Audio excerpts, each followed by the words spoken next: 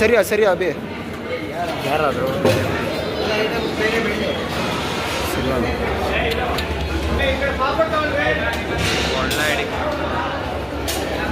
ಅಮ್ಮ ಬರ್ರಿ ನಿಮ್ಮ ಮಖ ತೋರಿಸ್ರಿ.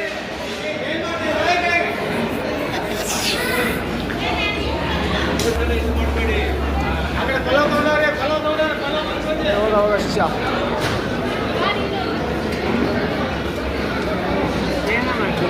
ಅವ ಹೇಳ್ದ ನಾನು ಮಾಡ್ತಾ ಇದ್ದೀನಿ ಅಷ್ಟೇ, ನನಗೇನೋ ಗೊತ್ತಿಲ್ಲ. ಮ್ಯಾನೇಜ್ಮೆಂಟ್